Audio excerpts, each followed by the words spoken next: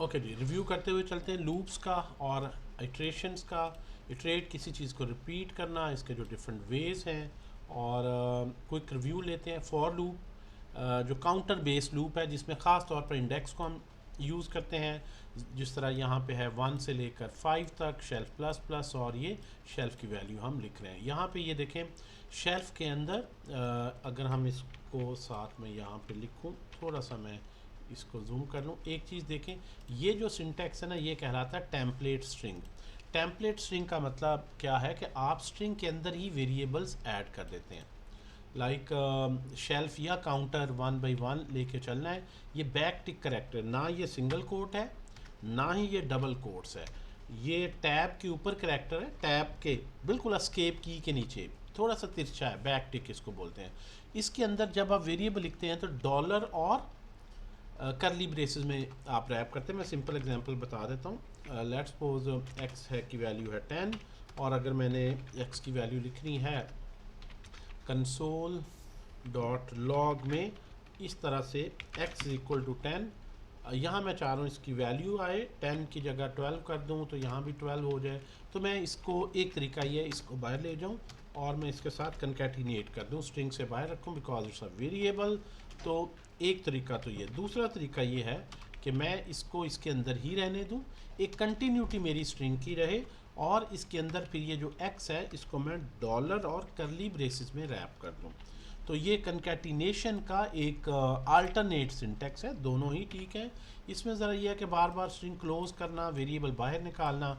यहाँ आप एक ही कंटिन्यूटी में रखते हैं, जो चीज़ आप स्ट्रिंग में लिख रहे हैं वो एज इट इज़ प्रिंट होती जाएगी, और उसमें जो डॉलर करली ब्रेसेस देखेंगे तो उसमें वो रिप्लेस कर देगा इसकी वैल्यू को। तो दोनों सूरतों में आउटपुट यही आएगी। तो यहाँ पे शेल्फ और डॉलर, ये कॉलन जो भी बना के इसमें लिखा गया, मैं इसको अगर कमेंट कर लूँ, simple example always makes concept more clear than a complex one.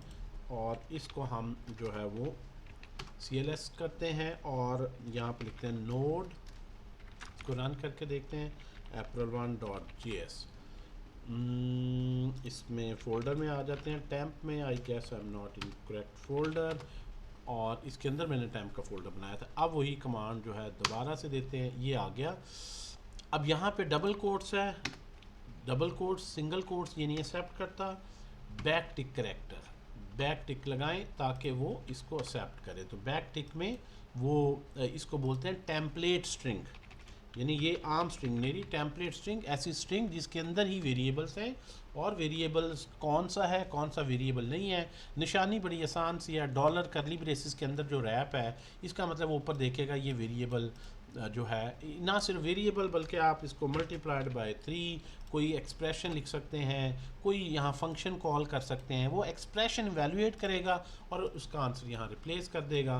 जिस तरह यहाँ ऊपर लिखा हुआ है जिसमें कि लूप चल रही है, लूप में जो काउंटर वेरिएबल है शेल्फ है, उसको हम हर शेल्फ की वैल्यू 1 to 5 लेके चल रहे हैं।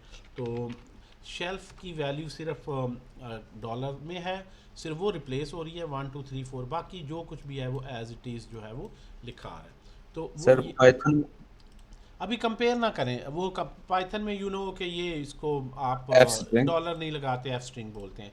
तो वो यस। कंपेयर करके हम ऐसे ही दूसरों को कंफ्यूज कर रहे होंगे, खुद भी हो रहे होंगे। तो let's forget Python for a moment. Yes, लेकिन नेचुरली दिमाग में कंपैरिजन चल पड़ता है। अगर एक से ज़्यादा लैंग्वेज पढ़ी हो, उसमें तो ये ऐसे था, इसमें इस तरह, और आसान हो जाता है। आपको ये पता यस चलता है कि यार सिंटेक्स के फ़र्क है, वही चीज़ है। ईजी हो जाता है दूसरी लैंग्वेज सीखना, इसीलिए कहते हैं ना। अच्छा जी, ये हमारे पास आ गया। आपने बेसिक काउंटिंग की लूप लगाई, रिवर्स भी चल सकते हैं 5 से 1 तक, फिर लेस देन को ग्रेटर देन में बदल दें, इंक्रीमेंट को डिक्रीमेंट में बदल दें, उल्टी गिनती भी शुरू कर सकते हैं, बस ये फॉल्स होना चाहिए कहीं ना कहीं। तो ये आपने लिख दिया। इंटरवल में स्टेप चेंज कर सकते हैं, ये हम देख चुके थे। अक्यूमुलेटर पैटर्न, ये बड़ा अहम है। सम करना, किसी भी चीज़ का टोटल करना है, this is very important. Accumulator pattern या सम करना लूप में, आपने 1 से लेकर 5 तक चल रहे हैं, टोटल एक वैल्यू है, कोई भी प्राइस है, जिस तरह यहाँ पे कुछ वेरिएबल, ये सम का पैटर्न बहुत ही इम्पॉर्टेंट है। सम का पैटर्न हम यहाँ पे लिख लेते हैं। लेट्स सपोज मेरे पास जो है वो अकोमोलेटर का मतलब अकोमोलेट करना। मैं एक लंबी सीरीज़ है 1 + 2 + 3 इस तरह चलते चलते मैं जो है वो 50 तक सबका टोटल मालूम करना चाहता हूँ, मैं सबको सम करना चाहता हूँ। तो सम का ऑपरेटर जो है वो अगर ऑपरेटर को लेके चलें तो एक वक्त में दो ही नंबर्स को लेता है, ये 50 को नहीं लेता। तो आप दो दो करके सम करें, पहले को इसमें सम करें, इसका जो आंसर आ जाए उसमें नेक्स्ट वेरिएबल सम कर दें, फिर प्रीवियस सम आपको सेव रखना है, उसमें अगला नंबर ये ऐड कर दें, फिर उसमें अगला नंबर ऐड करें। तो जिस तरह से अक्सर आप देखते हैं कि शॉपकीपर्स भी कर होते हैं 1+2 3, 3+3 6, 6+4 10, 10+5, यानी मैं हमेशा लास्ट जो अकोमोलेट हुआ है जहाँ तक मैं पहुँचा हूँ वहाँ तक का सम अगले एक नंबर में ऐड करता हूँ और अपने दिमाग में अब अपडेट कर लेता हूँ 10+15 15 हो गया, अब अगली दफ़ा 15+ लेके चलना। तो यही पैटर्न जो है असल में आप दो नहीं एक नंबर करके आगे रीड कर रहे हैं। पहली दफ़ा दो लिए 1+2 3, फिर आगे एक एक नंबर ले रहे हैं और प्रीवियस सम को ले रहे हैं। तो यही लॉजिक यहाँ पे होती है। आप सम को जो है वो पहली दफ़ा ज़ीरो से इनिशलाइज कर दें, अभी कोई वैल्यू नहीं है, और फॉर लूप लगा लें let x is equal to 1, x is less than और इक्वल टू 50 लेट से, और x प्लस प्लस। अब आपने यहाँ पे फॉर्मूला जो बनाना है सिंगल लाइन ही, सम को हमेशा अपडेट करें। प्रीवियस सम जो हो चुका है वो यहाँ से आएगा 0, इसके पीछे कुछ नहीं है, एक नंबर उठाएं सम प्लस x, जो इसकी वैल्यू है जो कि यहाँ पे पहली दफ़ा 1 होगी, 0+1 1 हो जाएगा। लूप में खुद ही वो काउंटर करेगा, यस ट्रू है, आगे 2 आ जाएगा। तो लास्ट सम इधर 1 पड़ा होगा, 1+2 यहाँ पे पहले यानी 1 है, फिर 2 हो जाएगा, फिर इस तरह 1+2 करेंगे 3 आ जाएगा। तो ये वेरिएबल जो है ये ऊपर जो हमने रखा है ये हमेशा लास्ट वैल्यू को सेव रखेगा और लूप में 1 by 1 आगे एक एक करके नंबर चलता रहेगा। और once you will come out of this loop, अब आप अगर आप इसको sum is equal to plus value of sum, तो अब आप देखेंगे कि ओवरऑल टोटल जितना भी है लूप इतनी दफ़ा चलने के बाद आपको 1275 ये नंबर यहाँ पे प्रिंट करके दिखा रहा है। इसको ऑब्वियसली जिस तरह भी आपने पढ़ा है टेम्पलेट स्ट्रिंग से भी लिख सकते थे, डॉलर करली ब्रेसेस के अंदर करके आपने अब इसको डबल कोट्स को बैक टिक से रिप्लेस कर देना है, थोड़ा सा कंफर्टेबल हो जाएं इससे। तो ये ज़्यादा डेवलपर्स यूज़ भी करते हैं, आपको भी कॉम्प्लेक्स एक्सप्रेशन लिखना आसान हो जाएगा। तो that was all about the syntax. जो यहाँ पे अकोमोडेटर पैटर्न है, टोटल वैल्यू है, 5 प्रोडक्ट्स हैं कार्ट में, शॉपिंग कार्ट की ले लें 1 से 5 तक, 1 by 1 हर एक की प्राइस जो है उसको वो मल्टीप्लाई कर रहा है, फिर टोटल वैल्यू में ऐड कर रहा है एंड सो ऑन। तो you can plus, you can multiply, whatever you want to do. तो इस तरह से अब इसका जो पोस्टमार्टम है अनॉटमी वो ये है कि पहला पार्ट इनिशलाइजेशन है, कंडीशन है, इंक्रीमेंट है, इटरेटिंग अरेज। अगर आपके पास अरे क्या है, ऑर्डर्ड कलेक्शन। अरे में आपके पास अगर नंबर हैं तो अरे में आप किस तरह से काम करते हैं। देखें अरे में यू स्टार्ट विद 0 बिकॉज अरे का में जो पहली वैल्यू है उसका इंडेक्स 0 है। ठीक है जी। अगर आपने अरे से नहीं वाकिफ़, लेट्स सपोज अगर कोई ऐसा बंदा है जो अरे से वाकिफ़ नहीं है तो उसके लिए अरे क्या है, अरे में करली ब्रेसेस के अंदर आप एक से ज़्यादा वैल्यूज़ दे सकते हैं। वैसे होता क्या है कि एक वेरिएबल एक ही वैल्यू ले सकता है। अगर ये करली ब्रेसेस हटा दें तो वो एरर देगा, वो कहेगा ये एक वेरिएबल है प्रोडक्ट्स, इसको आप एक से ज़्यादा वैल्यूज़ नहीं दे सकते। अगर एक से ज़्यादा वैल्यू देनी है इसके अराउंड स्क्वायर ब्रैकेट लगा दें यहाँ से, ये फिर वेरिएबल नहीं कहलाता प्रोडक्ट्स, हम कहेंगे प्रोडक्ट्स एक अरे बन गई। अरे है क्या, collection of values, collection of values. ठीक है जी, जिसको हम पाइथन में लिस्ट बोलते हैं, कलेक्शन ऑफ वैल्यूज़। तो वैल्यूज़ की कलेक्शन है, एक से ज़्यादा वैल्यूज़ आप दे सकते हैं और इसकी लिमिट नहीं कि कितनी दे सकते हैं। जब आपने प्रिंट करना है तो console.log में बस इसका नाम लिखें वंस, तो ये सारी प्रिंट हो जाएंगी। यहाँ पे CLS करके पहला क्लियर करते हैं सारी। किसी एक को प्रिंट करना है तो ये कलेक्शन ऑफ वैल्यूज़ की बजाय ऑर्डर्ड कलेक्शन है, यानी हम इसको बोलते हैं ordered collection of values. Ordered इसलिए कि इसमें ऑर्डर मेंटेन है, तरतीब का। माइक किसका ऑन है जी, बंद कर दें ज़रा, थोड़ी सी डिस्टर्बेंस हो रही प्लीज़। माइक अगर किसी का ऑन है आई गेस तो वो बंद कर दें। ओके जी, और जब आपने क्वेश्चन पूछना हो यस ऑन करें, उसके बाद काइंडली ऑफ कर दें। ओके जी, ऑर्डर्ड का मतलब ये है कि जो वैल्यू पड़ी है अपनी तरतीब से पहचानी जाएगी ऑर्डर से। ऑर्डर का मतलब यहाँ तरतीब है, पोजीशन है, और पोजीशन स्टार्ट होती है ज़ीरो से। इसका मतलब ये हो गया कि अगर मैंने इसमें से सारी वैल्यूज़ नहीं, सिर्फ पहली वैल्यू जो पड़ी है उसको करना है, तो मुझे ऑर्डर पता होना चाहिए। तो स्क्वायर ब्रैकेट में इंडेक्स, ये नंबर जो है पोजीशन कैसे डिटरमिन होगी। पोजीशन यहाँ पे बेसिकली इसको पोजीशन नहीं बोलते, इसको बोलते हैं इंडेक्स या सबस्क्रिप्ट, शॉर्ट जिसको सब भी कह सकते हैं, सबस्क्रिप्ट। और ये स्टार्ट होगा स्टार्टिंग विद ज़ीरो, यानी ज़ीरो से नंबरिंग पोजीशनिंग स्टार्ट होगी। पहली हम इसको पढ़ेंगे प्रोडक्ट सब ज़ीरो या प्रोडक्ट इंडेक्स ज़ीरो, सबस्क्रिप्ट की वजह से। इसी तरह दूसरी वैल्यू आपने लिखनी है प्रोडक्ट सबस्क्रिप्ट 1, तीसरी लिखनी है प्रोडक्ट सबस्क्रिप्ट 2। तो यहाँ से आप 1 बाई 1 करके एक एक लाइन पे लिख सकते हैं। अब आपको यहाँ से पैटर्न, जब भी आपको एक जैसी चीज़ें रिपीट करने की अब लिखना पड़ रही है, फ़ौरन आपके जहन में अब आ जाता है कि यार ये सिर्फ नंबर ही है ना, तो क्यों ना इस पे लूप लगा दी जाए और लूप 0 से 3 तक चले। लेकिन 3 ही क्यों, यहाँ अगर चौथी वैल्यू होती, मैं अगर कोई भी फोर्थ आइटम ऐड करता तो फिर वो तो फोर्थ मुझे यहाँ चेंज करना पड़ता। तो इसको आसान बनाने के लिए अरे ने एक मेथड दिया है जिसको हम बोलते हैं प्रोडक्ट्स, नाम अरे का डॉट लेंथ। वो बता देता है इसमें कितनी वैल्यूज़ हैं, how many values are there, और लेंथ 4। ये नहीं बताता इंडेक्स 4 है। 4 होने का मतलब है 4 वैल्यूज़ हैं, इंडेक्स उसका 0 to 3 होगा, क्योंकि 0 से काउंटिंग शुरू करें तो 3 तक पहुंचते हुए 4 वैल्यूज़ को आप जो है वो रेफ़र कर सकते हैं। तो इस तरह से आप लूप लगा सकते हैं। लूप लगाने का सिंटेक्स तो बहुत ही सिंपल सा है, वो यहाँ पे बताया गया है। अब यहाँ पे ये हम ऑलरेडी देख चुके हैं, प्रोडक्ट्स 0 से प्रोडक्ट्स की लेंथ तक, लेस देन, इक्वल टू नहीं साथ लगाना आपने। अगर आप इक्वल टू लगाएंगे तो आप एक इंडेक्स आगे जा रहे हैं, और अगर एक इंडेक्स आगे जाएं, ऐसे इंडेक्स को एक्सेस करने की कोशिश करें जो एग्जिस्ट नहीं करता, तो अनडिफाइंड आएगा, एरर नहीं आएगी, अनडिफाइंड आएगा। तो लेस देन यानी 0 से लेस देन 3, यानी 0 1 2 3 ही होंगे, प्लस प्लस करते जाएं, और हर दफ़ा इसको ये जो प्रोडक्ट्स है उसमें से ith इंडेक्स से वैल्यू उठाते जाएं। प्रोडक्ट्स और ith इंडेक्स, इसको बैक टिक में डाला, डॉलर करली ब्रेसेस में लिखते जाएं, और साथ में ये नंबर भी लिखते जाएं। यूज़र को दिखाने के लिए 0 1 2 की बजाय 1 ऐड कर दें, ताकि 1 2 3 लगे, जिसका वो आदी है देखने का। लेकिन लैंग्वेज में क्योंकि 1 2 3 नहीं है, तो ये दोनों ही तरह से हमारे पास दोनों मुतमईन हो जाएंगे। लैंग्वेज को 0 से हमने लिख दिया और यूज़र को हमने 1 2 3 से लिखवा दिया।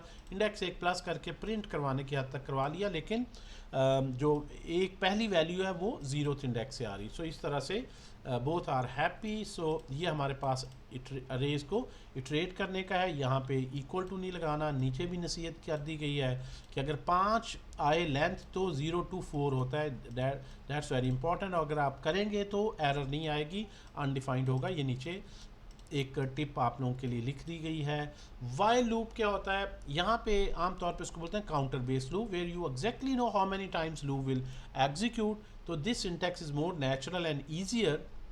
वाइल लूप में अब काउंटर नहीं पता हो, कंडीशन ही सिर्फ है, तो जिस तरह ये सारे हैं, आल्दो इसमें आपने टारगेट आपका ये है मॉनिटर सर्च करना। इसमें मॉनिटर कहाँ पड़ा है आपको पोजीशन नहीं पता। सर्च इंडेक्स स्टार्ट शुरू से करना है, बिल्कुल पहली वैल्यू से देखते जाना है मॉनिटर कहाँ है। तो इस इंडेक्स पे जो वैल्यू है उसको उठाएं, इससे कंपेयर करें। अगर मिल गई है तो ठीक है, नहीं तो इंडेक्स आगे कर दें प्लस प्लस, इससे आ जाएं और फिर इसे कंपेयर करें and so on. This is how the things work. Search करना इसको कहते हैं ब्रूट फोर्स से सर्च करना, यानी एक एक करके कोई ख़ास लॉजिक नहीं बना रहे, शुरू से एंड तक आप चल रहे हैं। वैसे सर्चिंग की स्मार्ट स्ट्रेटजीज़ भी अवेलेबल हैं। तो सर्च इंडेक्स में वाइल लूप में सिर्फ कंडीशन आती है जब तक वेयर हाउस डॉट लेंथ के लेस है, यानी ये पूरी वैल्यूज़ नहीं हो जाती, तब तक इस वेयर हाउस में से इस इंडेक्स से वैल्यू उठाओ और कंपेयर करो किससे, जो टारगेट है जिसको सर्च कर रहे हैं वो फिक्स है। हम टारगेट फिक्स है, लेकिन ये इंडेक्स के लिहाज से कंपैरिजन जिससे करना है वो हम अरे से 1 by 1 वेरी कर रहे हैं। तो टारगेट फिक्स है, वेरिएबल में ना लें, चाहे डायरेक्ट यहाँ लिख दें। तो बहरहाल ये इनपुट ले सकते हैं यूज़र से। तो जो भी इंडेक्स इस टारगेट से मैच होगा आप फ़ौरन ये लिखें और मज़ीद आगे जाने की ज़रूरत नहीं है, ब्रेक कर दें। और अगर नहीं होता तो फिर next search index plus plus करें ताकि लेंथ से अगली वैल्यू ले लें और उसको लेंगे। तो इस तरह से आप सर्चिंग की लॉजिक लिख सकते हैं, ठीक है जी। और आप इसको जो है वो ये एक search until found, that's how you can use while loop. और इसी तरह स्टॉक डिप्लीशन सिमुलेशन है, स्टॉक को आप यूज़ कर रहे हैं, यानी आप अज्यूम करें कि 25 आइटम्स हैं, रैंडमली ऑर्डर होने, कभी आपकी जो है वो 5 बिक जाती हैं, कभी 6 बिक जाती हैं, कभी एक ही ऐड टू कार्ट होती है। तो एक सिमुलेशन का मतलब है फ़र्ज़ी तौर पे आप रैंडम नंबर जनरेट करके उस तरह का एक सिस्टम अगर बनाना चाह रहे हैं, तो अज्यूम कर लें जी स्टॉक 25 है और डे 1 है, कितने दिनों में ये स्टॉक ख़त्म होगा। पहले दिन अज्यूम कर लें 3 बिके, दूसरे दिन 4, चौथे दिन 0, पाँचवें दिन 6। सो आप खुद हार्ड कोड करने के बजाय जब तक स्टॉक ग्रेटर दैन 0 है, इसका मतलब है ये लूप चलती रहेगी कि स्टॉक है। और सोल्ड को आप एक फार्मूला बना लें। फार्मूला इस तरह मैथ का इसमें बिल्ट इन क्लास है डॉट रैंडम। ये जो रैंडम फंक्शन है ये बेसिकली 0 से 1 के दरमियान में नंबर आपको रिटर्न करता है। 8 से मल्टीप्लाई करेंगे, इसको कहते हैं स्केलिंग फैक्टर। आप मिनिमम और मैक्सिमम देख लिया करें कि 0 से मल्टीप्लाई करें तो 0, कोई भी सेल नहीं हुआ। 0.1 आएगा तो 8 का 0.1 इतने परसेंट, 1 आ जाएगा पूरा 8 हो जाएगा। आप अज्यूम कर लें 0.5 आया है, तो 0.5 जब 8 से होगा, 8 का 50% 4 सेल हुए, तो ये खुद ही 0 से 1 यानी एक परसेंटेज नंबर देता जाएगा। 8 एक अज्यूम कर लें कि मैक्सिमम 8 ही हो सकते हैं, कभी 6 कभी 7 एंड सो ऑन। 0.9 होगा तो 8 का 90% में भी 7 बन जाए, 7 पॉइंट कुछ बन जाए, तो उसको आपने फ्लोर फंक्शन ले लिया, क्योंकि आपकी आइटम या एक सेल होगी या 1.2 सेल नहीं होंगी। आप ऐसी प्रोडक्ट नहीं है कि जिसको आप ग्राम्स में या डेसिमल में कर रहे हैं। तो फ्लोर से मैथ की 2 फंक्शन है, रैंडमली एक नंबर 0 से आपने 8 पॉइंट समथिंग की रेंज में, 7 पॉइंट समथिंग की रेंज में जनरेट किया, क्योंकि 1 से कम है। फ्लोर फंक्शन अप्लाई किया, ये लोअर वैल्यू लेगा, उसमें प्लस ऐड कर दिया ताकि 0 कभी सोल्ड ना हो, मिनिमम 0 आए तो ये उसको 1 कर दे, एक शिफ्ट कर दे। This is what we call scaling and shifting. In this way ये जो फार्मूला है ये आपका परफेक्टली 1 से 8 की रेंज में एक नंबर प्रोड्यूस करेगा। अगर आप इसको लें और इसको यहाँ पे आप कॉपी करें, जस्ट इसी को यहाँ पे आप ले आएँ और इसको आप कॉपी करें। आप बाकी सारी चीज़ें कमेंट अगर कर दें, यहाँ पे सिर्फ आप ये सोल्ड को ही प्रिंट करके आप देखें, बल्कि ये इन्फिनिट लूप्स में बचाना चाह, चलें इसी में कर लेते हैं एक साथ। एडिशनली सोल्ड कितनी है, वैसे तो उसने रखा है, लेकिन आप देखेंगे ये सोल्ड हमेशा यू वांट टू इंश्योर 1 से 8 के दरमियान ही है। अगर आपको इसमें भी कोई डाउट हो तो इस पोर्शन को भी आप प्रिंट करके देख सकते हैं कि ये क्या कर रहा है, फ्लोर क्या कर रहा है। तो अब यहाँ पे स्टॉक 1 से, यानी आपने रैंडमली खुद से ही जो है सोल्ड की वैल्यू ली, फिर आपने देखा जी ये जो सोल्ड हो रहा है 0, मतलब थोड़ा सा ज़्यादा बेहतर लॉजिक यहाँ बनाने की कोशिश की जा रही है कि ठीक है पहली दफ़ा तो 1 से 8 में आएगा, वो सेल हो ही जाएंगी, चलते चलते यार एंड में रह ही 2-3 गई हैं, 3 ही रह गई हैं, तो ये आखिरी दफ़ा 8 जनरेट कर दे, रह ही 3 गई हैं भाई। तो मैक्स जितना स्टॉक है और जितनी सोल्ड हुई हैं उनको माइनस कर लें, अगर जो है वो जो अवेलेबल है उससे ज़्यादा जा रहा है तो 0 कर दें। तो इस तरह से ये जो है वो एक फार्मूला है जिसमें हम इंश्योर कर रहे हैं कि यार जो अवेलेबल है उससे एक्सीड ना करें। सो डेट्स हाउ डे 1 पे सोल्ड इतनी या स्टॉक इतना रह गया है, और ये एक सिमुलेशन है जिसको आप लिख रहे हैं। यहाँ पे इसको रन करते हैं and here you will write day 1 था जिसमें सोल्ड हुई 1, 24 रह गई। ये 1 कैसे सोल्ड हुई, यहाँ से 1 निकला, और स्टॉक माइनस सोल्ड यानी 25 माइनस 1, 24, 24 ग्रेटर है, मैक्स है, तो 24 जो है स्टॉक रह गया। नेगेटिव में ना स्टॉक जाए, ये उसका फार्मूला। तो दूसरे दिन 5 बिक गई, डैट वाज गुड डे, 19 बाकी रह गई, फिर 4 एंड सो ऑन, इस तरह चलते जा रहे हैं, डे प्लस प्लस करते जा रहे हैं। 25 दिन आपने इसको चलाना है, लेकिन अगर उससे पहले ही स्टॉक ख़त्म हो गया तो ठीक है। अब सिमुलेशन है, हर दिन मुख्तलिफ होगा, आप दूसरी दफ़ा चलाएं क्योंकि रैंडम वेरिएबल लगा हुआ है, मुख्तलिफ होगा। यहाँ पहले दिन 4 4 3 3 पैटर्न हर दफ़ा डिफरेंट आएगा एंड सो ऑन। अगर आप इसको कमेंट कर दें स्टॉक को सिंपल लिख दें, अगर आप ये इस तरह के मैथ शायद ना यूज़ करें तो आपके जहन में आ रहा होगा सिंपल के स्टॉक क्या होता है, जो सेल हुए हैं वो माइनस कर दें स्टॉक, बाकी आ जाएगा। इसको इस तरह से, अगर आप कुछ ज़्यादा मैथमेटिक्स से नहीं प्यार करते, इस तरह का सिंपल लिखें भाई, जो सेल हो गई हैं स्टॉक में से निकाल दें तो बाकी स्टॉक आ जाएगा। तो आप देखेंगे कि एंड वाले में जाके -5 रिमेनिंग हो रही है। -5 क्यों रिमेनिंग हो रही हैं? एंड में जो है वो कह रहा है जी यहाँ पे जब डे 5 था तो बहुत अच्छा दिन था, 8 बिक गए, एक ही रह गई थी। अब रैंडम नंबर 6 जनरेट हुआ तो 1 -6 -5 उसने सोल्व कर दिया। तो हमने ये जो चेक है ना math.max का, वो इसको प्रोटेक्शन दे रहा है कि यार अगर कोई नॉन सेंस वाली बात आ जाए तो आप इसको चेक कर दो कि अगर ये वैल्यू माइनस में है तो ज़ीरो ले लो। ये कैसे पता लग रहा है? मैक्स हर बार ज़ीरो या अगर पॉजिटिव कोई भी नंबर होगा वो ज़ीरो से बड़ा ही होगा, वही सिलेक्ट हो जाएगा। और अगर वो नंबर ज़ीरो से बड़ा नहीं है तो फिर ज़ीरो बड़ा हो गया, ज़ीरो सिलेक्ट हो जाएगा। तो ये एक, हम ज़्यादा आदत क्या होती है, हर चीज़ को इफ एल्स में ले जाते हैं, मैथमेटिकल फार्मूला का हम बनाते हैं। तो that's how your logic building improves when you start thinking these simple mathematical tricks to make your logic more optimized. Clear है जी? ये बेहतरीन है सर। ग्रेट हो गया जी, ग्रेट हो गया सर इसमें लूप जो है ना वो कंडीशन की बेस पे चल रहा है, कभी हाँ 6 दफा कभी 7 दफा। हाँ, जब तक स्टॉक ग्रेटर देन ज़ीरो।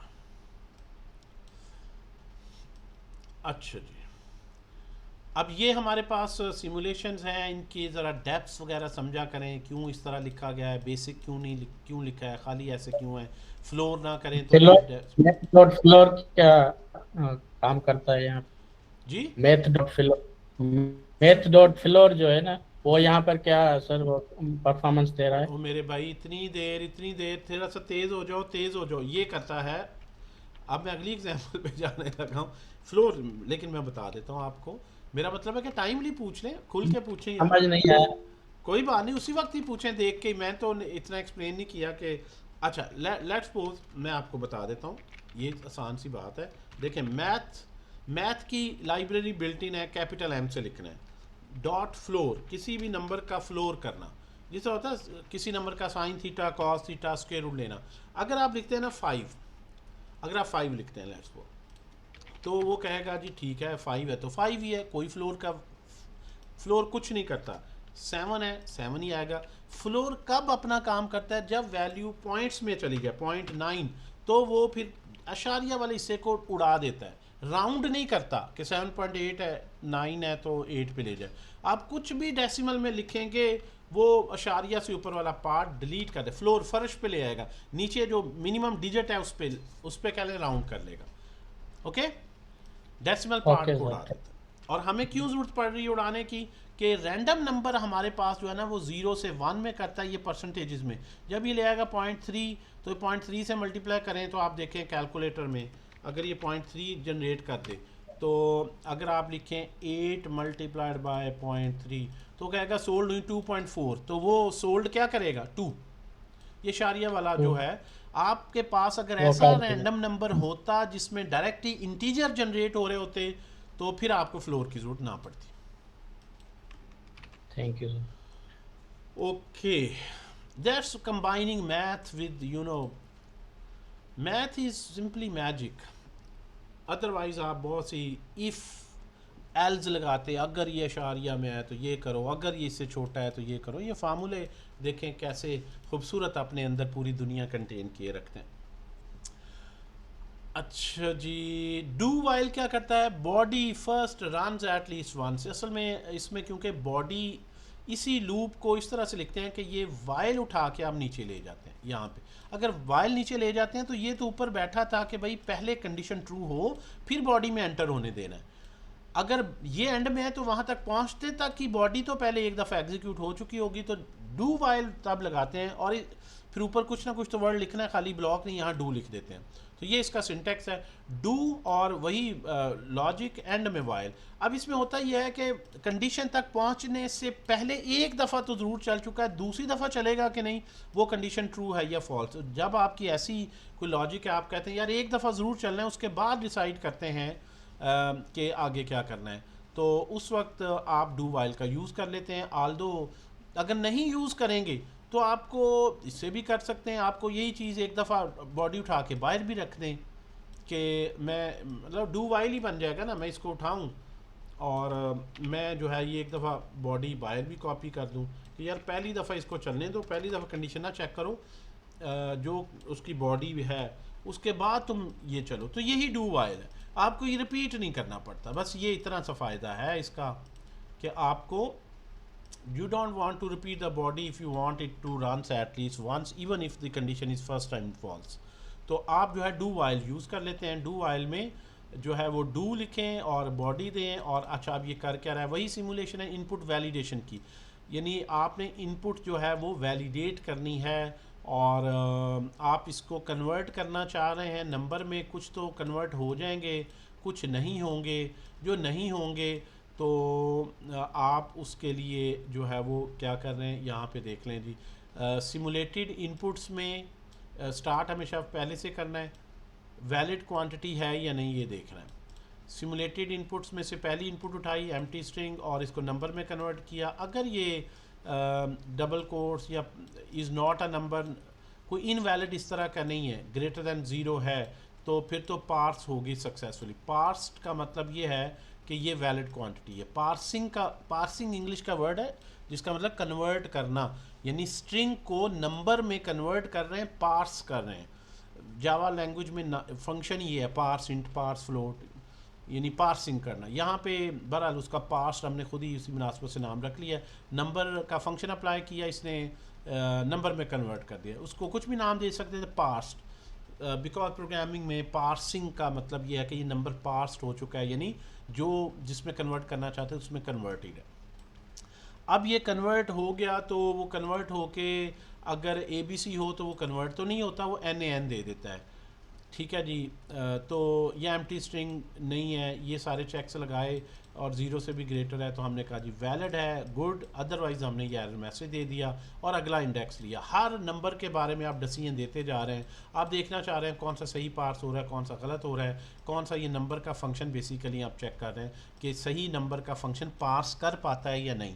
तो आप मुख्तलिफ तरह के देखें कि कब ये सही पार्स होता है कब नहीं, लेकिन इसमें आपने लास्ट पे देख लिया कि जब ये ख़त्म हो जाए, जब ये रुकना कब है, जब वैलिड क्वांटिटी अनडिफाइंड है, यानी जो वैलिड क्वांटिटी है वो अनडिफाइंड है, input index less than simulated length से हो जाए तो आप इसको चलते रहें। यानी ये बेसिकली ये क्या कर रहा है, ये पहला वैलिड शायद ढूंढने की कोशिश कर रहा है। अगर वैलिड क्वांटिटी अनडिफाइंड है, ये देखें पहली दफ़ा तो अनडिफाइंड ही है और उसके बाद पार्स की इक्वल आएगी अगर ये प्रॉपरली पार्स होगी तो उसको ढूंढ रहा है यार, यहाँ से चलते जाओ, पहला सही जहाँ पे है वहाँ पे रुक जाओ।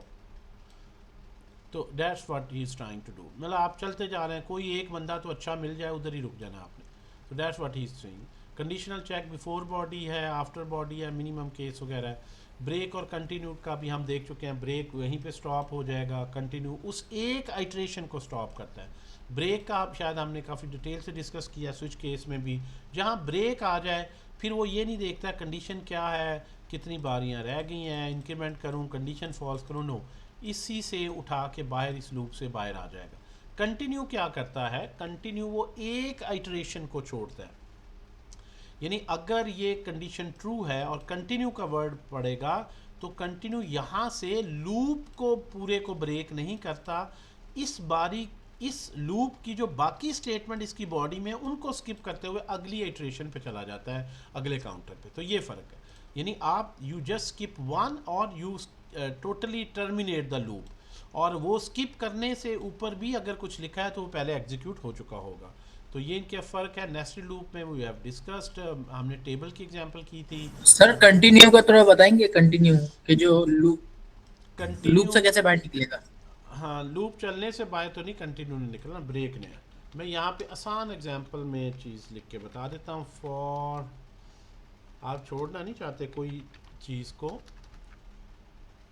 फॉर ये लें जी, let i is equal to 1, i is less than equal to 10। मुझे अब एग्जांपल बनानी पड़ेगी एक सिंपल, जिसमें मैं इसको डेमोन्स्ट्रेट कर सकूँ। ये लें जी, आ गया।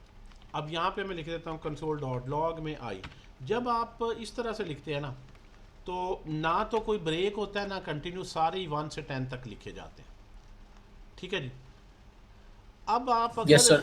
अगर आप लिख दें एंड में ब्रेक, तो क्या होगा, पहली ही दफ़ा चल के ब्रेक हो जाएगा। अगर आप लिख दें ऊपर ब्रेक, तो क्या होगा, पहली दफ़ा ही बाहर आ जाएगा। अच्छा, कंटिन्यू क्या करता है, कंटिन्यू ये करता है, अब ये देखें, आमतौर पे आप ना इस तरह अनकंडीशनली ना ब्रेक लिखते हैं ना कंटिन्यू, आप किसी लॉजिक पे लिखते हैं कि इफ़ आई इज़, अच्छा जब ये 5 हो जाए, इसकी वैल्यू 5 हो, तो ब्रेक करना है। मतलब कोई ना कोई तो लॉजिक हो ना, क्यों ब्रेक करवा रहे हैं, किस पे, कि यार 5 नहीं आना चाहिए और जो मर्जी आ जाए। तो मतलब 5 के बाद आपने नहीं चलना, ऑब्वियसली ये बाद में लिखा है, इसको पहले लिख देंगे, इसको बाद में, तो वो ऑब्वियसली इस तरह से। If you right like this, if you don't want 5, तो आप ऊपर देखेंगे 5 है, तो आपने नीचे जाने नहीं देना, ब्रेक कर दें। अच्छा, अगर इसकी जगह मैं कंटिन्यू लिखूंगा, तो वो क्या करेगा, जब 5 आएगा तो ये लूप ब्रेक नहीं करेगा, यहाँ से बस वो समझेगा कि ये आइट्रेशन पूरी हो गई है, और यहाँ से लूप की टॉप पे चला जाएगा।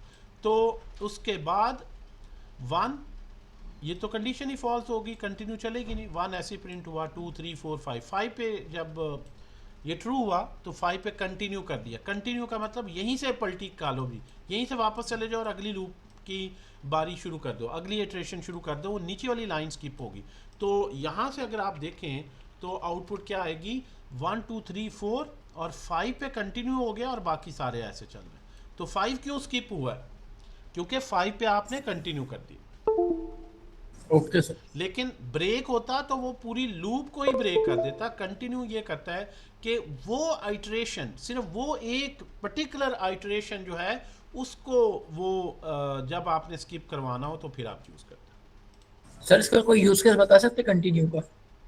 कंटिन्यू का बहुत है, अगर आप कोई एबनॉर्मल कोई, मतलब मैं अगर कोई ऑर्डर्स प्रोसेस कर रहा हूँ और मैं सिर्फ डेड वाले छोड़ के बाकी सारे लिख रहा हूँ, तो डेड पे कंटिन्यू कर लें, या मैं नॉट डेड वाले ले लूँ। कोई यूज़र ऐसा है सुपर एडमन के अलावा बाकी सब की डिटेल लिखो, अगर गलती से सुपर एडमन आ जाए तो कंटिन्यू का मतलब है उसको नहीं लॉग में लिखना। मतलब जहाँ पे आप कुछ लिखवाना चाहते हैं या हाइड करना चाहते हैं या उसको प्रोसेसिंग में, सबके लिए एक लॉजिक है, लेकिन पर्टिकुलर कोई ऐसी सिनेरियो है उसको आप एक्सक्लूड करवाना चाहते हैं तो आप उसमें यूज़ कर सकते हैं। Okay sir, thank you. Nested भी इसी तरह आ गई। क्रॉस चेकिंग टू लिस्ट, अच्छा ये टू लिस्ट है, लिस्ट यहाँ पे कह रहा है अरेज ही, दोनों को चेक कर रहा है जी, जो है ना क्रॉस चेक कर रहा है। कर क्या रहा है क्रॉस चेकिंग में, देखें 2 हैं और यहाँ पे माउस है, यहाँ भी माउस है, यहाँ लैपटॉप है, यहाँ नहीं है, यहाँ टैबलेट है, यहाँ नहीं है, यहाँ कीबोर्ड है, यहाँ है। तो क्रॉस चेक क्या होता है कि यार देखो ये लिस्ट में है तो इसमें है कि नहीं, मतलब दोनों में क्या, एक वेयर हाउस में ये कुछ पड़ा है, एक वेयर हाउस में ये पड़ा है, क्रॉस चेक कर लो, ठीक है, इसमें क्या इसमें क्या नहीं है। तो आम तौर पर इस तरह का जब है तो O for order, warehouse items हैं, ये ऑर्डर आइटम्स हैं, ये आपके गोदाम में चीज़ें पड़ी हैं, इनका ऑर्डर आया जी। आप चेक करना चाहते हैं कि जो ऑर्डर आया गोदाम में है या नहीं, तो एक लिस्ट वो है जो आपका स्टॉक है, एक वो है जो आपको सेल करना है। तो mouse yes available, partially available है, टैबलेट नहीं है, कीबोर्ड है, मे भी वो आपको बता दें टैबलेट नहीं है तो आप टैबलेट किसी और से मंगवा लें, जो अपने पास हैं वो दे लें, इस तरह की लॉजिक आ गई। तो ऑर्डर से आप शुरू करें क्योंकि ऑर्डर को आपने पूरा करना है, फुलफिल ऑर्डर को करना है। ऑर्डर ओ 0 से लेस देन आइटम्स तक, लेंथ तक चले, प्लस प्लस ऑर्डर की लूप पूरी चलेगी। तो ऑर्डर में आप पहले माउस, पहले ही ऑर्डर आइटम्स में से पहली आइटम उठाएं और इस सारे से मैच करें, तो इसकी लूप शुरू करनी है और आपने करना क्या है, आपने सिर्फ देखना है ये एग्जिस्ट करता है या नहीं, फाउंड। तो यहाँ पे आपने पहला फाउंड को खुद से फॉल्स कर लिया, क्योंकि अभी आपको नहीं पता फाउंड होगा कि नहीं, ट्रू करने की सेंस नहीं बनती। अब ये ट्रू तभी होगा अगर वो वाकई फाउंड हो जाएगा। तो ऑर्डर आइटम से स्टार्ट करें, इसको फॉल्स कर दें, और अब इसको पूरी लूप इससे चेक करने के लिए इसकी loop W warehouse, O for order, W for warehouse, W से warehouse item dot length तक लूप चला रही। अब आपने ऑर्डर आइटम जो आउटर लूप है इसमें से पहली वैल्यू आई, क्योंकि ये बाहर की लूप है, ये एक दफ़ा इधर ही रुका रहेगा माउस पे ही, और ये 1 बाई 1 इसमें हर एक से कंपेयर होगा, पहले लैपटॉप से, फिर माउस से, फिर कीबोर्ड से, फिर मॉनिटर, किसी एक से भी अगर ये कंपेयर हो जाए, किसी एक से भी, तो ये कंडीशन फिर ट्रू होगी। यानी पहली दफ़ा इससे करें, नहीं कंडीशन हो रही ट्रू, अगली आइट्रेशन, फिर नहीं माउस नहीं इससे ट्रू हो रहा, फिर दूसरी दफ़ा मैच हो गया, फाउंड को ट्रू कर दिया। ठीक है जी, फाउंड ट्रू, यानी आपको ये आइटम मिल गई है तो आपने ब्रेक कर दिया। No need to keep checking, मतलब आप ये कह रहे हैं कि यार देखो जो भी पहली मिल जाए, और आपने ऑर्डर आइटम 0 फाउंड अवेलेबल है, नॉट अवेलेबल है, इस तरह से। तो ये इस तरह से पहली जो आइटम है। अच्छा, ये ब्रेक जो है यहाँ पे इंटरेस्टिंग है, ये ब्रेक इनर लूप में है, यानी पहली जब ये वैल्यू मिल गई दूसरी पोजीशन पे तो अंदर वाली लूप ब्रेक कर दें, यानी इस ऑर्डर में से पहली आइटम की ट्रैकिंग बंद कर दें, अब दूसरी ट्रैकिंग पे आ जाए। अब जब ये इंटरनल ब्रेक होगा तो ये उसका मैसेज लिखेगा depending upon the found flag available है या नहीं, और फिर वो यहाँ से दूसरा ऑर्डर में से टैबलेट को उठा लेगा। टैबलेट को जब उठाएगा फिर दोबारा फाउंड फॉल्स, और अब यहाँ से टैबलेट को रखें और यहाँ पे सब 1 बाई 1 ये फिक्स कर लें, पहले लैपटॉप से कंपेयर करें नहीं, माउस से करें नहीं, कीबोर्ड से करें नहीं, मॉनिटर से करें नहीं, किसी से भी नहीं हुआ, बाहर आए तो फाउंड फॉल्स था, फॉल्स ही रहा, उसने कहा जी नॉट अवेलेबल, अवेलेबल नहीं है। अच्छा, पहला अवेलेबल आ गया, दूसरा नहीं है, इस तरह तीसरा कीबोर्ड भी जाके कहीं मिल जाएगा। तो इस तरह जब ये रन होगा, क्रॉस चेकिंग करना, ये कितना खूबसूरत है, देखें एक लॉजिक में कि आप जो है वो ऑर्डर में जो है आपको ना सिर्फ ये बता रहा है कि अवेलेबल है या नहीं, बल्कि वो बता रहा है कौन कौन सी चीज़ अवेलेबल है और कौन कौन सी नहीं अवेलेबल। तो यहाँ से आप आ जाएं, ये है ट्रूली लॉजिक बिल्डिंग की प्रैक्टिस, जिसमें आप अपने दिमाग को ज़रा लाएं और इसका फ़्लो समझें और इस तरह की प्रॉब्लम सॉल्व करें। ये आ गया, माउस अवेलेबल है, टैबलेट अवेलेबल नहीं है हमारे वेयर हाउस में, ये आपको पता चल गया यार ये कहीं से मंगवानी पड़ेगी। Isn't great? यस तो ये हमारे पास इस तरह नेस्टेड लूप में की एग्जांपल्स हैं, केस स्टडीज़ हैं, लॉजिक बिल्डिंग की छोटी छोटी एक्सरसाइजेज हैं जिसमें आप कर सकते हैं। अच्छा जी, और ये लूप जो है, जिस लूप को ब्रेक करते हैं उस वही लूप ब्रेक होती है, अगर वो किसी के अंदर है तो आउटर आगे जो है वो चलती रहेगी, अदरवाइज़ ये पूरी लूप चल के उसने अगली इटरेशन में आना था। ब्रेक यहीं पे ब्रेक होके अगली में आ गई, तो किसी लिहाज से ये कंटिन्यू जैसा काम इंटरनल ब्रेक का यहाँ पे हमें लग गया। जी जी, इस पे भी आते हैं सुहेल साहब, पहले ये पूरा कर लें। और क्या है जी, for in versus for of, ये भी दो लूप्स हैं। फॉर इन क्या करता है, देखें बहुत आसान सा है ये किसी ने बताया था लास्ट टाइम भी, कहा था जी फॉर इन फॉर ऑफ हम नहीं करेंगे, ये करेंगे। तो ये देख लें जी, वो भी आ गया, ये मैंने अपडेट फिर कर दिया कंटेंट, ये जो है वो इसको कर देते हैं नीचे यहाँ। फॉर ऑफ लूप और फॉर इन की लूप क्या करती है, पहले ये देखें। आपके पास प्रोडक्ट की डिटेल है, उसका नेम है, प्राइस है, स्टॉक है, ऑब्जेक्ट क्या है, की वैल्यू पेयर्स। आपने लूप लगानी है अगर, ठीक है जी, अगर आप ट्रेडिशनल लूप इस पे लगाते हैं तो वो नहीं आप लगा सकते, क्योंकि वो अरे के लिए नहीं है, अरे के लिए है, इस तरह ऑब्जेक्ट के लिए नहीं है। फॉर लूप जो आपने पढ़ी है, ठीक है जी, इसमें हम लेंथ करके वो 3 नहीं आता, लेंथ इसमें प्रॉपर्टी नहीं है। मतलब अगर आप लिखेंगे भी ना लूप वो जो ऊपर आपने पढ़ी है, तो बहरहाल आप उससे टेस्ट कर लीजिएगा। प्रोडक्ट्स डॉट लेंथ करने से वो 3 नहीं बताएगा कि 3 इसमें आइटम्स हैं, वो कहेगा नहीं लेंथ अनडिफाइंड है, पहले ये देखें सारी लूप ही वो क्योंकि लेंथ पे चल रही होती है, प्रोडक्ट डिटेल्स डॉट लेंथ तक चलना है। सो यू विल सी कि ये हेयर लेंथ की प्रॉपर्टी क्योंकि इसमें नहीं है, वो देखें अनडिफाइंड है। आप लिखें ज़ीरो से शुरू हो जाओ, ज़ीरो इंडेक्स, ऐसा इंडेक्स नहीं इसमें होता, वो अरे में होता है। लेस देन लेंथ तक चलो, नो। तो फिर इसमें क्या तरीका है? इसमें तरीका एक नई loop they the for of का। फॉर ऑफ लूप क्या करती है, मैं यहाँ पे लिख के पहले दिखाता हूँ। फॉर आप कोई भी ले लें, एक्स सॉरी फॉर इन ये जो भी ऑब्जेक्ट है प्रोडक्ट डिटेल्स, और इसको हम एक्स को प्रिंट करते हैं। नहीं आपने कोई इंडेक्स वगैरह नहीं लगाना। फॉर एक्स इन का मतलब है ये एक्स 1 by 1 यहाँ से इनकी प्रॉपर्टीज़ के नेम्स लेता जाएगा, सिर्फ ये नेम्स, वैल्यू नहीं। लेफ्ट साइड पे यानी नेम प्राइस स्टॉक, जब ये नेम आ जाए तो अरे की तरह आप अगर इसको इंडेक्स कर दें, प्रोडक्ट डिटेल्स और उसके अंदर इंडेक्स में लिखें एक्स। अब एक्स यहाँ 0 1 2 इंडेक्स नहीं है, इसका इंडेक्स इसकी की होती है नेम, इसके यानी जो नाम रखते हैं वो इंडेक्स बनते हैं ऑब्जेक्ट के। तो इंडेक्स हमें यहाँ पे नहीं चाहिए थे, नेम्स चाहिए थे। तो फॉर इन की लूप प्रॉपर्टीज़ के नेम्स लेके आती है।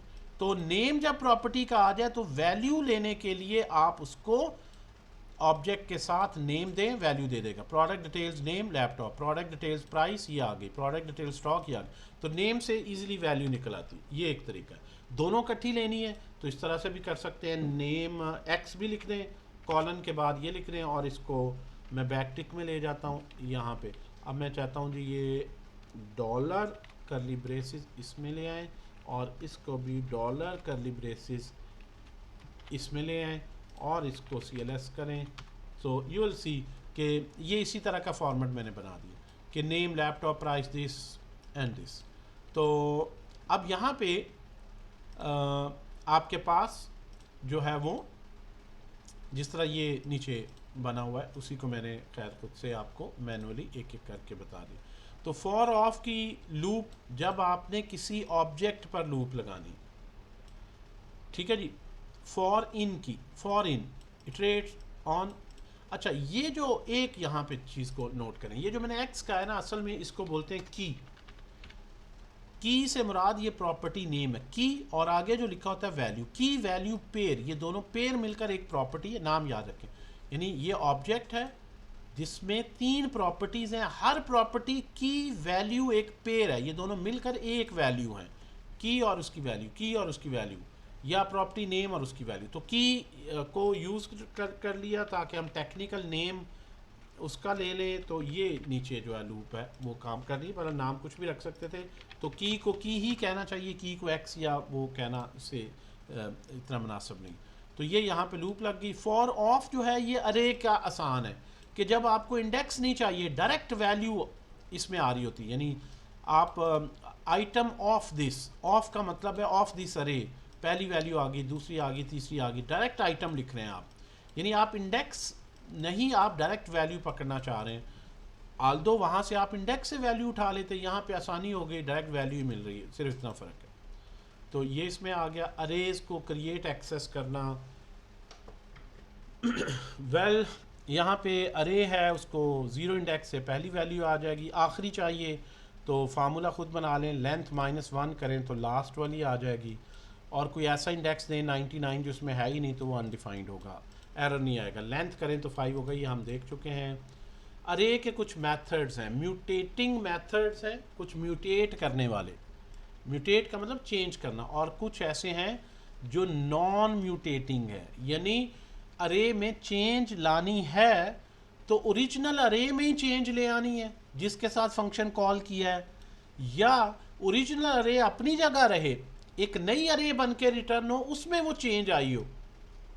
इस लिहाज से 2 कैटेगरी के मेथड है, mutating and non mutating. Mutate का मतलब होता है change, the English word mutate, mutation, DNA में बड़ा कहते हैं म्यूटेट हो गया। Mutating is just your changing the original value. So वैसे कोई ऐसी कैटेगरी नहीं है, हम समझने के लिए यानी हमने एक बना लिया कि यार अच्छा हमें पता हो। अब ये प्रोडक्ट्स है, बेशक ये कॉस्ट है, प्रोडक्ट कॉस्ट होने का मतलब ये है डेटा कॉस्ट नहीं इसमें ऐड कर सकते हैं, ये किसी और को रेफ़र नहीं करेगा। तो कॉस्ट अरे में भी आप म्यूटेट नॉन म्यूटेशन सारा कुछ कर सकते हैं। अच्छा, इसमें आप फंक्शंस देख लेते हैं। अगर इसमें एक डाटा ऐड करना है, यहाँ पे देखें 2-3 तरीके हैं। अगर आपने अरे में म्यूटेट का मतलब यही हो गया ना कि आप कुछ चीज़ चेंज करके ही देखेंगे ना, उसमें मज़ीद एक ऐड करें। मैं यहाँ पे लास्ट पे करके मैं एक आइटम और एक जो है वो हेडफोन है वो ऐड करना चाहता हूँ। तो प्रोडक्ट्स में डॉट पुश का फंक्शन कॉल करूँगा और यहाँ पे मैं लिखूँगा हेडफोन। तो अब उसके बाद जब मैं ये अरे प्रिंट करूँगा तो पुश मीन्स प्रोडक्ट में ऐड हो गया ये। अच्छा, आपको ये याद रखने की भी ज़रूरत नहीं है म्यूटेटिंग है या नॉन म्यूटेटिंग है। आप देखें मैंने अरे का नाम लिखा तो उसने ओरिजिनल अरे में ही चेंज कर दिया, मैंने इसकी आउटपुट को कहीं सेव नहीं किया कि पुश करने के बाद अब नई अरे जो बन रही है वो बताओ। नो, उसने जिस अरे के साथ पुश कॉल किया है उसी के अंदर ही ऐड कर दिया। यानी प्रोडक्ट डॉट पुश का है तो इस पुश ने पीछे देखा जिस प्रोडक्ट के साथ है उसी की मेमोरी में जाके ये ऐड कर दिया।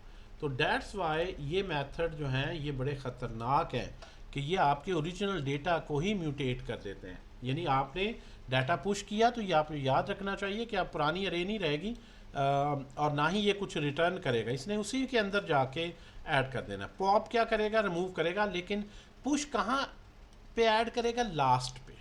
ये आप देख चुके हैं यहाँ पे आउटपुट पे लास्ट पे। अच्छा, इसका वैसे आप दूसरा तरीका भी दे सकते थे, इंडेक्स वाइज। हर चीज़ के मल्टीपल वेज हैं कि प्रोडक्ट्स में लास्ट पोजीशन पे आप ये ऐड कर देते। लास्ट पे अगर ख़ुद से कैलकुलेट करना पड़ता हमें, पुश में ये है कि इंडेक्स वगैरह लास्ट क्या है मुझे पता, लास्ट इसका बनता है फार्मूले से बनाए तो प्रोडक्ट्स -1 ये उसका आखिरी इंडेक्स बनेगा। प्रोडक्ट्स डॉट लेंथ -1 के जो भी लेंथ माइनस। तो ये असल में पुश करना शॉर्ट यही ट्रिक है कि वो उसके लास्ट पे जाके सॉरी लेंथ पे करेगा ना, नॉट -1। जी बिल्कुल सही है, समर ने कहा अपेंड कर देता है। अपेंड का मतलब है कि उसके लास्ट पे ऐड करना, ऐड एट दी एंड, यही अपेंड मेथड है। तो पुश मींस उसके लास्ट पे। तो जितनी दफ़ा मर्जी आप if you just keep on pushing, चाहे एक ही वैल्यू हो मल्टीपल वैल्यूज़ हों, क्योंकि अरे में डुप्लीकेट भी हो सकते हैं। 3 दफ़ा पुश किया 3 दफ़ा ऐड कर देगा। हेडफोन हेडफोन हेडफोन इसने कर दी। सो अब अरे के ये मेथड क्या करते हैं, जो असल चीज़ है याद रखना है, म्यूटेट का ओरिजिनल में चेंज ले आते हैं। पॉप करेंगे आखिरी रिमूव होगा, यानी प्रोडक्ट्स डॉट पॉप का मतलब है रिमूव करो, डिलीट करो। किसे डिलीट करो ये नहीं बताया, वो अंडरस्टूड है जो आखिरी है। यानी जो ये थी 3 हेडसेट पुश किया, ये एंड में चला गया, पॉप किया तो यही वाला एंड में है तो ये रिमूव होगा। अनशिफ्ट, पुश पॉप एंड पे काम करते हैं, शिफ्ट और अनशिफ्ट शुरू में काम करते हैं। नाम थोड़ा सा अजीब है, अनशिफ्ट, शिफ्ट और अनशिफ्ट। शिफ्ट और अनशिफ्ट क्या करता है, ऐड करता है। यानी राउटर, तो राउटर कहाँ ऐड होगा, शुरू में पहली पोजीशन पे, अनशिफ्ट। और शिफ्ट करेंगे तो वो रिमूव होगा कहाँ से, पहली पोजीशन पे। असल में ये शिफ्ट अनशिफ्ट के आप सोच रहे होंगे अजीब से वर्ड रखे हैं नाम, ये शिफ्ट अनशिफ्ट के नाम आए हैं असेंबली लैंग्वेज प्रोग्रामिंग से। अगर आप में से किसी ने यूनिवर्सिटी में पढ़ा हो कोर्स असेंबली लैंग्वेज प्रोग्रामिंग का, तो उसमें इस तरह के शिफ्ट ऑपरेटर्स होते हैं, लेफ़्ट शिफ्ट, राइट शिफ्ट। तो यूँ समझने के 3 बंदे बैठे हैं, आप सबको कहें यार एक एक इधर शिफ्ट हो जाओ, तो एक बंदा जो इधर है ये किधर जाएगा। आपने इसको कहा एक एक ज़रा लेफ़्ट शिफ्ट हो जाओ जी, तो ये नीचे गिर जाएगा। तो ये इसी तरह से ही है, अनशिफ्ट ऐड हो गया, जब शिफ्ट करेंगे ये लेफ़्ट पे शिफ्ट होता है, तो इस तरह से आता है। तो उस मुनासबत से ये नाम रखे गए। अच्छा, एक और मेथड है बड़ा इंटरेस्टिंग जो इन तीनों चारों का काम इकट्ठा करता है, पुश पॉप शिफ्ट अनशिफ्ट, वो है स्प्लाइस। स्प्लाइस के थ्रू आप ऐड भी कर सकते हैं, रिमूव भी। जैसे पुश के थ्रू आप सिर्फ ऐड करते हैं और पॉप के थ्रू रिमूव करते हैं एंड से। अनशिफ्ट के थ्रू ऐड करते हैं, शिफ्ट के थ्रू रिमूव करते हैं लेकिन शुरू से। स्प्लाइस दोनों के काम करता है, पुश पॉप भी शिफ्ट अनशिफ्ट भी। इसमें ये बड़ा फ्लेक्सिबल सा मेथड है। यानी आप इंसर्ट भी करवा सकते हैं, रिमूव भी करवा सकते हैं, और किसी को एग्जिस्टिंग को रिप्लेस भी करवा सकते हैं। इनके थ्रू ऑब्वियसली रिप्लेस नहीं, और जिस पोजीशन पे चाहे करवा सकते हैं, ज़रूरी नहीं कि एंड में और शुरू में। तो यहाँ पे इसीलिए इसके पैरामीटर को समझना इंपॉर्टेंट है कि एक ही फंक्शन है, सिर्फ पैरामीटर चेंज करके ये तीनों काम वो कर रहा होगा। अगर आप लिखते हैं 2 1, तो आप ये इंडेक्स को कह रहे हैं, आप कह रहे हैं यार रिमूव कर दो 1 एट इंडेक्स 2, स्प्लाइस कर दो 2। पहले किसको स्प्लाइस करना है? 2 इंडेक्स को, और वहां से कितने एलिमेंट्स रिमूव करने हैं? 1। यानी पहला कहां से रिमूव करना है, वहां से कितनी इंस्टेंसेस आगे करनी। तो 2 0 यहां से ओरिजिनल पे 0 1 2 कीबोर्ड है इस तरह, ठीक है जी, कीबोर्ड चला गया तो यार। इसी तरह स्प्लाइस 1 से 0, यानी कुछ भी एलिमेंट रिमूव ना करो। अगर आप कहेंगे 0 रिमूव करो तो फिर करना क्या है? ऐड, वो तो तीसरा पैरामीटर है, वो उसकी जगह ऐड हो जाएगा, तो ये शुरू में आ जाएगा टैबलेट 1 की जगह, मतलब कोई रिमूव ना करो, ये ऐड कर दो। तो पहला इंडेक्स जो दूसरा रिमूव करना है, कितने उसकी जगह कितने रिमूव करने हैं, एंड सो ऑन। तो 1 1 1, इसका मतलब क्या है? रिप्लेस एट 1, यानी 0 पे स्प्लाइस है, 1 पे रिप्लेस कर दो। सो बहरहाल ये इसके डॉक्यूमेंटेशन में पढ़ने, there is nothing to worry. यहाँ पे डॉक्यूमेंटेशन ख़ास तौर पर जो आपने पढ़नी है वो मैं आपको बता देता हूँ। आपने आना है यहाँ पे और आपने लिखना है, ये आपकी रीडिंग असाइनमेंट हमेशा मैं देता हूँ, अगर सही डिटेल में पढ़ना चाहते हैं, अरे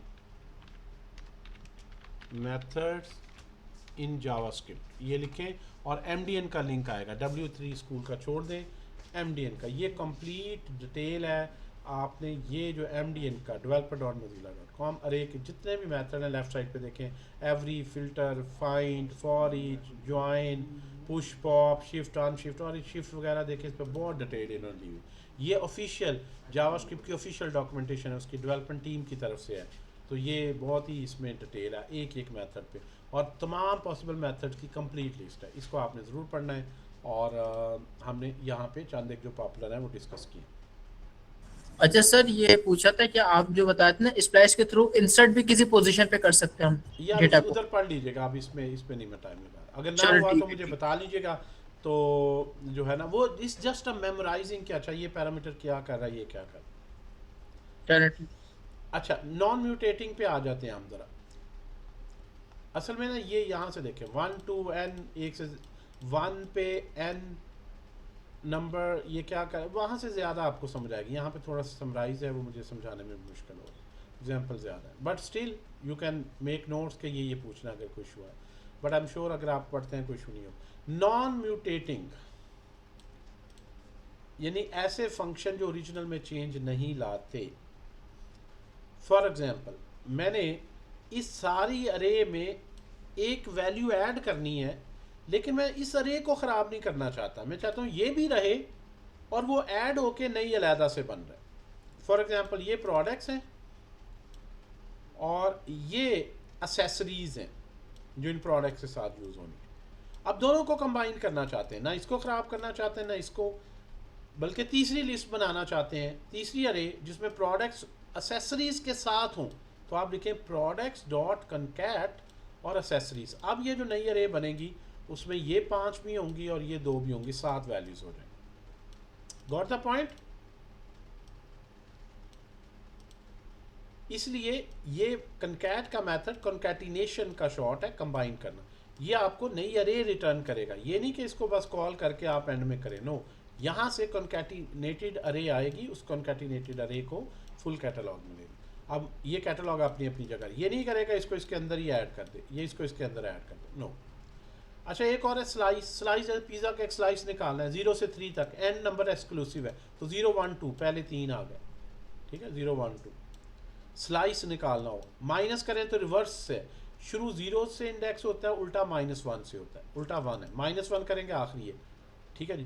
तो -2 का मतलब क्या है, स्लाइस आपने नहीं दिया, माइनस में तो -1 -2 तक ये दोनों आ जाएंगे। अगर एक देते हैं तो वहाँ तक स्टार्टिंग से। इसी तरह इंडेक्स ऑफ है, किसी का इंडेक्स मालूम करना हो कि है क्या, नंबर है भी कि नहीं, ये सर्च भी कर लेता है और इंडेक्स भी बता देता है। मॉनिटर, अगर तो इसमें मॉनिटर है तो उसका इंडेक्स बता देगा, यानी किस पोजीशन पे पड़ा है। तो मॉनिटर देखें 0 1 2 3 थर्ड 0 1 2 3 यानी पोजीशन फोर्थ है, इंडेक्स 3 इंडेक्स पे ये इंडेक्स देता है। फ़ोन तो इसमें है ही नहीं, तो वो -1 देते हैं। -1 अगर रिटर्न कर रहा है इसका मतलब इसमें एग्जिस्ट नहीं करता, यानी ये इसमें चेंज नहीं करेगा। ये नहीं करेगा नहीं है तो मैं ऐड कर दूँ, कुछ भी चेंज नहीं करेगा, जस्ट आपको एक इन्फॉर्मेशन देगा। सर्चिंग जब करनी हो वैल्यू की, इंडेक्स की सर्चिंग है कि कहाँ पे है, तो इस तरह से। सो इंक्लूड्स ये भी बताएगा इसमें इंक्लूड है या नहीं, ये आपको इंडेक्स बताएगा। फ़र्क इतना, इंडेक्स ऑफ इंडेक्स बताता है, इंक्लूड बताता है कि इसमें है या नहीं, एग्जिस्ट करता है या नहीं। बूलियन कि लैपटॉप है या नहीं, ट्रू है, फ़ोन है या नहीं, नहीं है। हमें ये नहीं, इससे इंटरेस्टेड नहीं कि कहाँ पे पड़ा है। तो बहरहाल अगर आप यहाँ से ख़ुद फिर कंडीशन लगा दें इफ़ के अंदर, अगर -1 आया है तो नहीं, अदरवाइज तो अगर आपका मकसद ही ये था कि है नहीं है ये देखना, तो इंक्लूड इज़ मोर सुटेबल। तो ये हमारे पास जो है वो डिफरेंट है, कंकैट, स्लाइस और इंक्लूड्स, ये हमने देख लिया। अरे को डीस्ट्रक्चरिंग हम आगे भी करेंगे, डीस्ट्रक्चरिंग का छोड़ दें, टाइप्ड अरे पे आ जाते हैं। डीस्ट्रक्चरिंग में पूरा लेक्चर है, लेकिन बहरहाल अगर आपके पास अरे है तो अरे में अगर आपने पहली 2 वैल्यूज़ 2 वेरिएबल्स में रखनी है, तो 0 इंडेक्स पे 1 पे, तो आप राइट पे लिख लें और लेफ़्ट साइड पे अरे बना लें, तो पहली वैल्यू यहाँ से ऑटोमेटिकली एक्सट्रैक्ट हो के यहाँ पे आ जाएगी, इसमें से दूसरी वैल्यू यहाँ पे एक्सट्रैक्ट इस वेरिएबल में आ जाएगी, और डॉट डॉट रेस्ट में बाकी सारी वैल्यूज़ ये तीनों आ जाएंगी। तो इस पे काफ़ी डिटेल से लेक्चर होगा। ये extraction is very important concept, how to extract. Python में बड़ा अच्छा नाम है, एक्सट्रैक्शन ऑफ ही कहते हैं, लेकिन इसने नाम डीस्ट्रक्चरिंग के स्ट्रक्चर में से, ये एक स्ट्रक्चर बना हुआ है, इसको तोड़ना, इसमें से निकालना है, तो एक्सट्रैक्ट करना। तो extraction is more appropriate name Python का, जिस तरह इसमें बहरहाल destructuring is a name for this. TypeScript में अरे कैसे डिक्लेयर करते हैं। सिंपल वेरिएबल तो हमने देख लिया था, तो यहाँ से बहुत आसान है। उसी तरह से यह है कि आप जब अरे लें, अगर सी या जावा पढ़ी है तो फिर तो सिंटैक्स बिल्कुल वैसे ही, नंबर लें और कॉलन के बाद उसकी जब टाइप बताएं तो नंबर नहीं बताना, साथ स्क्वायर ब्रैकेट भी बता दें। इसका मतलब है कि ये प्राइसेस एक नंबर नहीं है एक सिंगल, बल्कि नंबर्स की अरे है, एक से ज़्यादा नंबर्स हो सकते हैं। तो ये तरीका है इसको करने का। आल्दो इसका अल्टरनेट भी है कि अरे कैपिटल अरे की क्लास लिख के लेस दैन ग्रेटर दैन में एंगल ब्रैकेट में आप डेटा टाइप बता दें, स्ट्रिंग। तो इसका मतलब ये करे जिसमें स्ट्रिंग है। आप ऐसे भी लिख सकते थे, स्ट्रिंग और साथ अरे, तो ये दोनों तरीके। इसको भी ऐसे लिख सकते थे, अरे और नंबर। तो ये 2 वे हैं, दोनों इक्वल ही हैं। हमेशा अरे का क्लास कॉल करके अंदर डेटा टाइप बता दें, या डायरेक्ट उसी तरह प्रिमिटिव टाइप लिख के साथ स्क्वायर ब्रैकेट बता दें, इस तरह से। सो टपल्स क्या है, fix length typed at each position. अच्छा, यहाँ पे ये भी कर सकते हैं आप कि ये नंबर का मतलब फिर ये होता है कि इसमें लेंथ नहीं होती। आल्दो सी लैंग्वेज में हम लेंथ भी देते हैं कि 4 एलिमेंट्स की अरे या 5 की अरे, यहाँ नंबर है, बस वो नंबर ही होंगे जितने मर्जी हो जाए। अगर आपने तादाद फिक्स करनी है तो एक खुद टाइप बना लें, एक नई टाइप बना लें। TypeScript give you power to create your own types. आपने डाटा बाद में बनाए, पहले टाइप बता दें। टाइप का कीवर्ड जो टाइप स्क्रिप्ट का है, नाम रखें कैपिटल में, और यहाँ बता दें कि एक अरे बनाने जा रहा हूँ जिसमें पहले इंडेक्स पे स्ट्रिंग होगी, दूसरे पे नंबर होगा, तीसरे में बूलियन होगा, और होंगे भी 3 ही सिर्फ। सारी चीज़ें आ गई। अब लैपटॉप के बारे में आपने 3 चीज़ें नोट करनी थी। उसका नाम जो स्ट्रिंग था, उसकी प्राइस जो नंबर थी, और उसका स्टेटस अवेलेबल है यानी स्टॉक में बूलियन। तो आपने ये बना लिया। तो लैपटॉप को आपने एक प्रोडक्ट की टाइप दे दी। तो अब आप यहाँ पे जब लिखेंगे लैपटॉप और लिखेंगे नंबर, इसकी प्राइस और बूलियन अवेलेबल, तो वो सही है इस टाइप के मुताबिक। टाइप्स के कंपाइलर इसको ओके करेगा। और अगर आप कोई प्रोडक्ट में तरतीब उल्ट पुल्ट करते हैं, पहले आप नंबर लिखते हैं फिर आप लैपटॉप लिखते हैं, तो ये गलत हो जाएगा। ये कितना एक खूबसूरत पैटर्न है। अगर डेटाबेस में एक बंदा तमीज़ से नहीं काम कर रहा, मैं फ्रंट एंड पे अरे के 0 इंडेक्स से वैल्यू उठाता हूँ, मैं समझता हूँ हमेशा पहले नाम लिखा होता है, और अगर ऐसे नहीं आता तो ये टाइप मुझे जो है वो डेवलपमेंट टाइम पे बता दे कि भाई ये गड़बड़ है, डेटा तुम्हारा सही नहीं है, कभी किसी तरह आ जाता है, कभी किसी तरतीब से आ जाता है। तो ये बहुत खूबसूरत पैटर्न्स हैं जो आपको एरर से बचाते हैं, जिसमें आप जो है अपनी इंटेंशन बताते हैं और फिर कंपाइलर पे छोड़ देते हैं कि वो डेटे को इस टाइप के मुताबिक चेक करे। गॉट द पॉइंट जी। अच्छा, कांस्टेंट यस तो है, कांस्टेंट के साथ साथ रीड ओनली भी है। रीड ओनली का मतलब है कि इस डेटे में भी चेंज नहीं होगी। ये कॉन्स्ट इस रेफरेंस को कॉन्स्ट बनाता है, डेटा बदल चेंजेबल होता है। अगर आपने डेटा को लॉक करना है तो रीड ओनली स्ट्रिंग अरे कर दें। अब इसमें आप इसको चेंज नहीं कर सकते, कोई इसमें जो है वो आप पुश पॉप नहीं कर सकते। इसमें मज़ीद ऐड करेंगे तो वो कहेगा नहीं भाई आप इसमें मज़ीद ये रीड ओनली टाइप्स की पैरल दे देंगे। तो ये आपके पास इम्यूटेबल अरे यानी चेंज नहीं हो सकती अरे। आपकी अरे पे सारे जो मेथड हैं यानी पुश पॉप वगैरह के वो नहीं चलेंगे। तो रिएक्ट में इस तरह के काफ़ी पैटर्न यूज़ होते हैं। कॉमन एरर्स एक लेंथ में जब यूज़ कर रहे हैं ग्रेटर दैन नहीं लिखना, और ये सही है। अपडेट करना है तो आप 0 से शुरू करें। करेक्ट क्या है जी, 1 से लेस दैन 5 यानी काउंटर वगैरह सही लगाने हैं। अपडेट वगैरह करना है, ये सारी आपने पढ़ लेनी है। Concatenate, capture the concatenate results. जब कॉन्कैटिनेट करें तो आपको पता होना चाहिए कि ये नॉन म्यूटेटिंग ऑपरेशन है। इस तरह करके मैं प्रिंट नहीं कर सकता। कॉन्कैटिनेट मुझे आंसर देगा, उस आंसर्ड अरे को, कॉन्कैटिनेटेड अरे को लेना है। अगर ऐसे लिखेंगे तो ओरिजिनल है तो ओरिजिनली प्रिंट हो जाएगी, इसमें कोई चेंज नहीं आया होगा, क्योंकि कॉन्कैट ने इसको उसके साथ मिला के एक नई अरे बनानी है। तो आपको लाजमी यहाँ आंसर सेव करना चाहिए कि एक्सटेंडेड अरे जिसमें ये भी हैं और ये भी हैं। इस तरह से केस सेंसिटिव सर्च अगर आपने करनी है तो वो इस हवाले से है। जब कंपेयर कर रहे हैं तो इशू आता है, दोनों को अपर केस या लो केस में कर लें ताकि केस सेम हो। कंफ्यूजिंग स्लाइस और सप्लाइस में कंफ्यूज नहीं करना। यहाँ से आप ये म्यूटेट नहीं करते, चेंज नहीं करते, सिर्फ एक स्लाइस निकालते हैं। और ये ऑब्वियसली इसमें चेंज भी कर सकता है, ओवरराइड भी कर सकता है। कौन सी लूप यूज़ करनी है, कब करनी है, सारी नीचे आपको एडवाइसेस हैं और कुछ शॉर्टकट्स हैं। तो ये हमने लेक्चर पढ़ा था और आज हमने इसके कुछ यूज़ केसेस देखे हैं, जो कि यहाँ पे यूज़ केसेस और उनको कुछ केस स्टडीज़ को डिस्कस किया है। आई होप कि ये अब हमारा टॉपिक बड़ा डिटेल से कॉम्प्रिहेंसिवली जो है ये इसको हम कवर कर पा रहे हैं। और अब इसको लें जी। मैंने बहुत कोशिश की है, क्विक बोला है ताकि इसको एक सेशन में कंप्लीट कर